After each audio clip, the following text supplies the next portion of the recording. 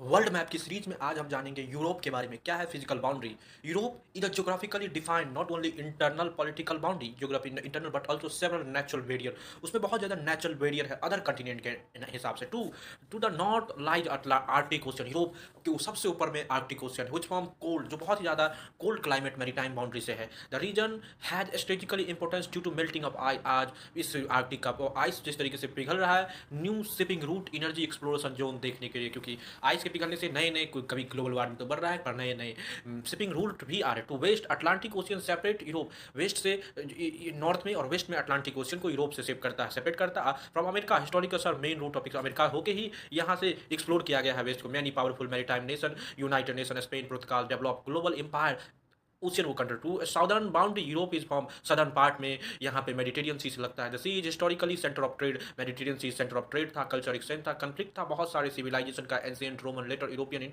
North America, Middle East से ये सब कंफ्लिक्ट रीजन है। Europe is separated from Africa by narrow strait. Europe सब अफ्रीका से जिब्राल्टर स्टेट से सेपरेट होता है। व्हिच लाई जो स्पेन और मोरक्को, स्पेन जो मोरक्को का पार्ट है, अफ्रीका जो मोरक्को जिब्राल्टर का पार्ट है। बिकॉज इस narrow with it strategically naval movement के लिए अटलांटिक से मेडिटेरियन जिब्राल्टर होकर जाता है। टू द सदर्न लाइज और यूरोप के साथ में ब्लैक सी राइज करता है, जो कनेक्ट करता है यूरोप को Caucasus region of Asia.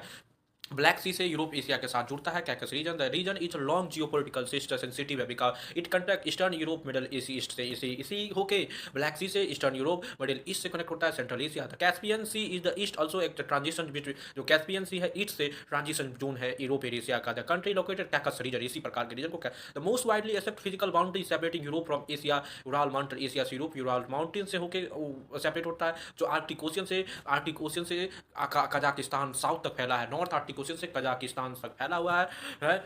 Urals mountain, Ural provide geographical, Ural से एशिया और यूरोप टूटे कंटिनेंट बनता है। The boundary does not only geographical, ये बाउंड्री जियोग्राफिकली नहीं है पर यूरोपियन एशियन को अलग करता है। Europe is a natural boundary जो शिफ्ट करता है ट्रेड रूट, डिफेंस और बहुत तरीके से। Discuss the geographical and political importance of Nordic and Scandinavian country. क्या है यूरोप का Nordic and Scandinavian? Nordic and Scandinavian country are the northernmost Europe में है, जो Norway, Sweden, Denmark, Finland, Norway और Norway, Sweden, Finland, Denmark, Iceland की country है। This country are no high standard, यहाँ पे बहुत अच्छे लिविंग है, दुनिया में सबसे अच्छे यहीं के लोग जीते। स्ट्रॉन्ग डेमोक्रेटिक इंस्टीट्यूशन है यहाँ पे। चाइना पाकिस्तान की तरह कमजोर इंस्टीट्यूशन नहीं है। स्ट्रेटेजिक पोजीशन है।